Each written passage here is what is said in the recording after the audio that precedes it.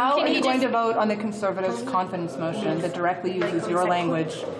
You know, they're trying to use your language against you. That's going to come for a vote. How will you vote and why? Probably come as no surprise.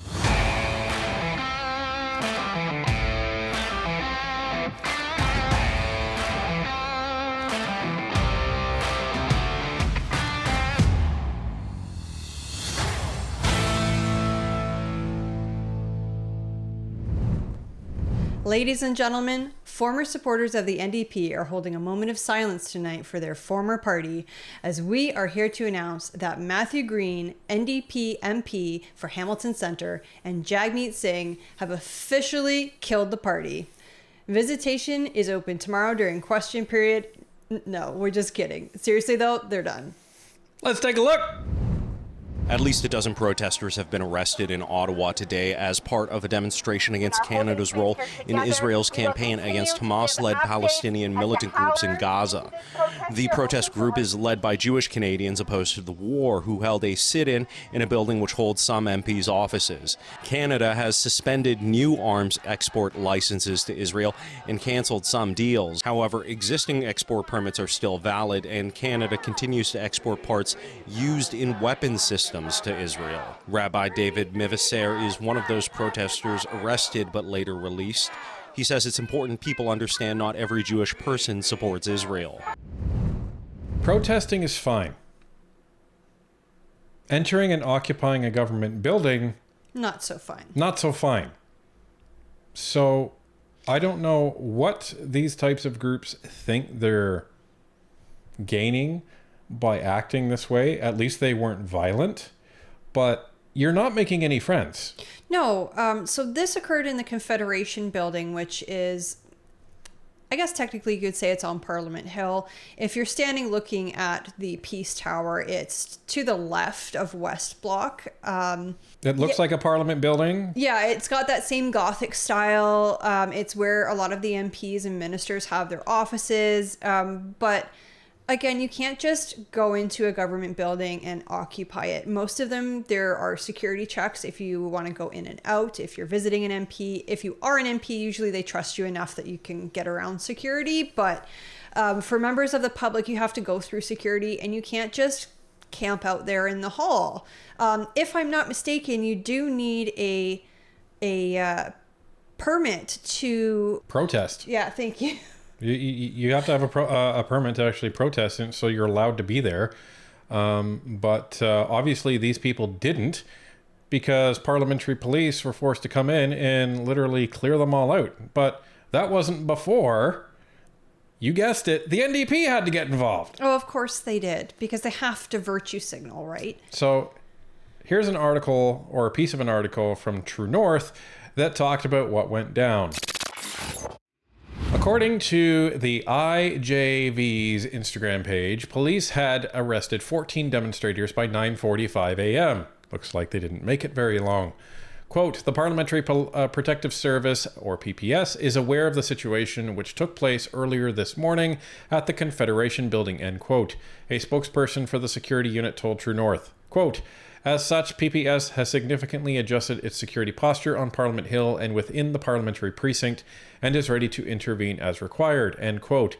The group boasted that NDP MPs Heather McPherson and Matthew Green joined the protest, expressing their support for the movement, and reportedly called for an arms embargo. Wow, I guess Matthew Green didn't learn his lesson from Friday. Yeah, and for those of you that don't know what happened on Friday, let's take a look.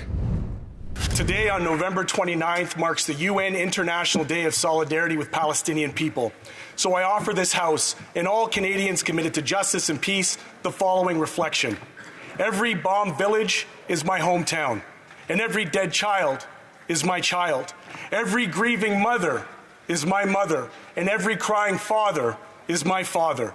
Every home turned to rubble is the home I grew up in, and every brother carrying the remains of his brother across borders is my brother. Every sister waiting for her sister who will never come home is my sister. Every one of these peoples is ours, just like we are theirs. We belong to them, and they belong to us. Stop the genocide. Long live Palestine. Long live Gaza. That's quite the statement coming from an elected official in Canada. Yeah. It doesn't really matter which side of this that you're supporting. I think it does, because, I mean, you don't want to be supporting terrorism. Well, that's true. Like, but the problem is listen, they are standing up and voicing support for groups that are literally burning cities. They are going around smashing businesses, Canadian businesses, might I add, and surrounding trucks, doing things that, guess what, the Freedom Convoy never did. And, well, put it this way. Matthew Green ended up getting a ton of people ticked off at him. As of Friday morning, Matthew Green had a Twitter or X profile. As of Friday afternoon, this is what Matthew Green's X profile looked like. I guess he can't handle the heat. Well, evidently, he got a bunch of people ticked off that he seemed to be prioritizing the mythical place of Palestine that doesn't exist over Canada. Well, he's an elected official here in Canada. He should be putting Canadians first. I mean, if you want to virtue signal and support other countries, like, do that on your own time. But you shouldn't be doing that as an MP. No, absolutely not. And this is what the NDP keeps doing. And gee, you wonder why people keep getting ticked off at them. Well, and the scary part is Matthew Green thinks he's going to be the next leader of the NDP. You can see it in his interactions in the House. You can see it in his interactions in committee. He's gunning for that position. Yeah, he is very confident in it. He was giving a speech in front of the NDP caucus on CPAC the other day. I'm pretty sure he knows that after Jagmeet collects his pension and then gets booted out, he's going to be a shoo-in for the leader. Well, I don't know if he's going to be a shoo-in. Peter Julian might be interested in running for it. I don't know. But we all know that Jagmeet is either going to not run in the next election or he's going to get his butt kicked in whatever riding that he actually chooses to run in. And then he'll be long gone after the election. Right. Celebrating his pension and, driving his Maserati around. So now we get to the crux of the funeral of the NDP. Just saying, how'd that meeting go? Yeah, where should I set up first of all? Yours good? Yeah. Yeah, so, I mean, one of the things that I wanted to reiterate, and I've said it many times, is that what Trump is threatening is very serious. We need to take it seriously. That was impressed upon the Prime Minister. I wanted to make it very clear we can't take this approach that'll be okay. We've been here before. No, none of that is the right approach. We need to take this seriously, and I want to see an all-hands-on-deck approach to make sure that we are fighting to protect Canadian interests. The one area that we can actually respond to immediately, and I wanted to talk about this, is that the border security. We know that this is something that Trump has raised as a concern.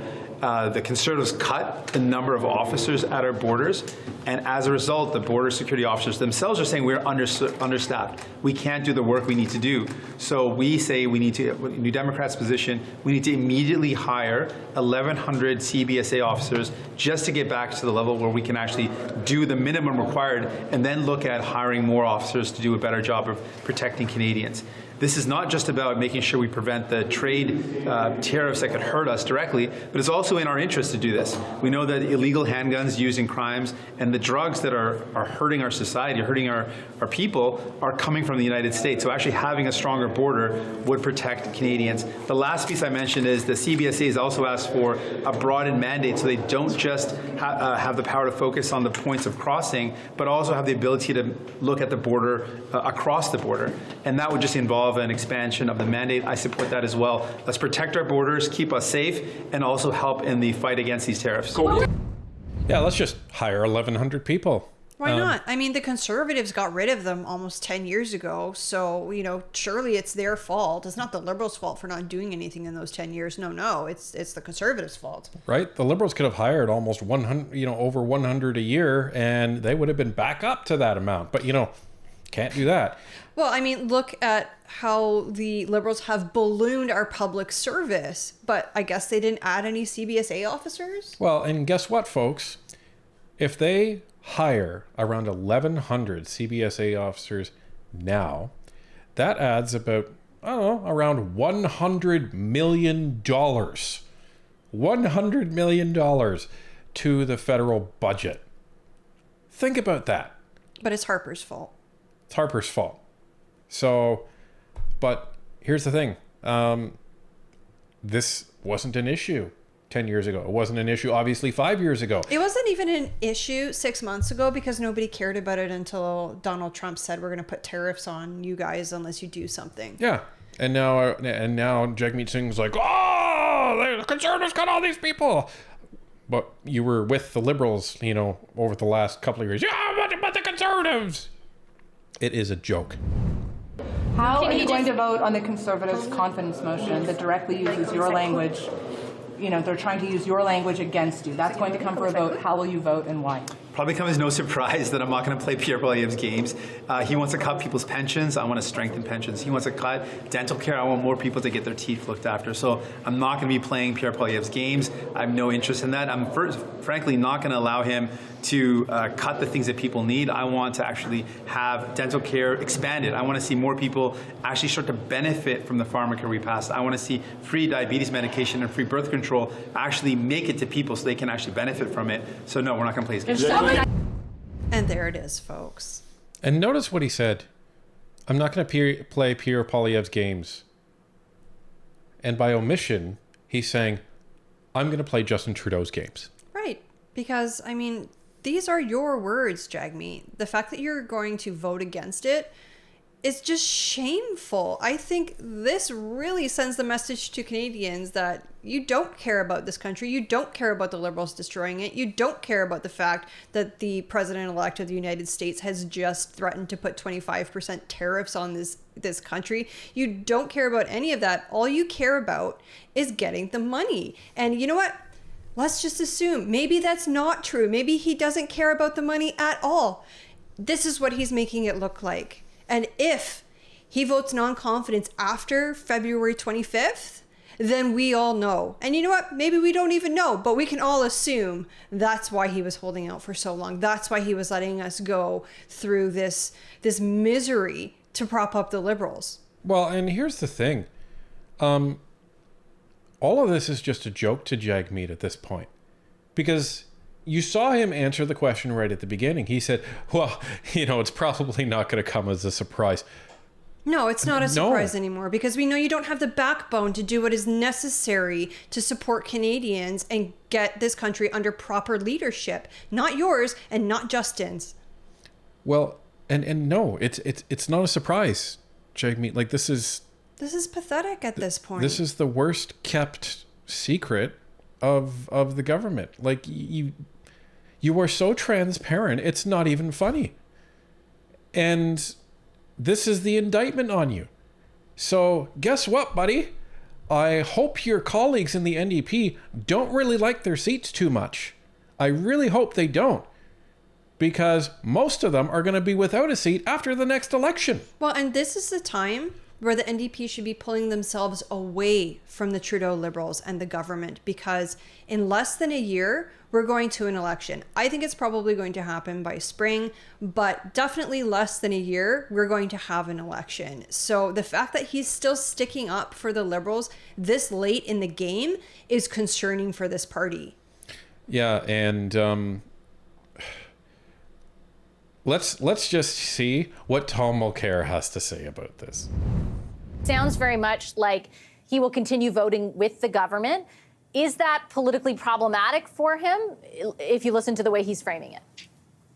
Well, it's doubly problematic, obviously, because he went through such a show of saying 22 times in one press conference that he was tearing up the deal with the Liberals, but up supporting them ever since. So at some point, it lost all meaning. But he's referring to things that he did get. That's positive. But long term, how does he go to the doorstep in the next campaign and say, don't vote for the Liberals, you know, they're no good, vote for us? And the question is going to be, well, if they're no good, why have you supported them for so many years? So it really is quite a difficult situation for the NDP. I think that Mr. Trudeau is playing it well. I think that he just simply keeps offering up the arguments that we're hearing there. I agree with Lisa when she says that that ship's already sailed. When you look at very basic things of public administration, like the massive increase in the public service with nothing to show for it, the really structural debt that we're dealing with and the deficit constantly in Canada. Canadians are tired of that. It is a serious situation. And frankly, Poilievre is so good in the House. He's very good at getting the 5-second clip. And it really is a question of 10 cents on a bag of chips for 8 weeks and all the attendant costs for the shopkeeper who has to do and redo their cash registers with very little to show long-term for the average Canadian voter. So Trudeau's trying to plead that he's doing something. Poilievre's case has been made, I think, now for about a year and a half, and I don't think that the needle's going to change for the Liberals. So, former NDP leader, Tom Mulcair. We don't agree a lot with what he says. But this time we do. We completely do. Because here's the thing. There's nobody outside of the Liberals and the NDP that actually thinks that any of this is a good idea.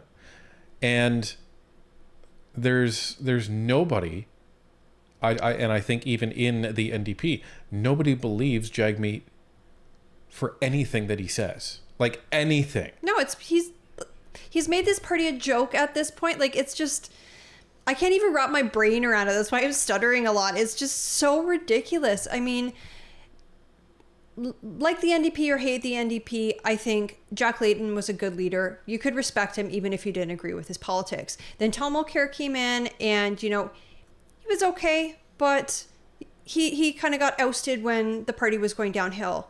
And now Jagmeet Singh has taken that party that was kind of like sliding downhill and just like thrown it in the trash. Yeah, he's literally jumped in the dumpster with Pablo Rodriguez. Like that's basically where he is and where the party is. I hope they are, you know, I hope they're going to get comfortable in the basement because that's where their polls are heading. And after this next confidence vote, you're screwed.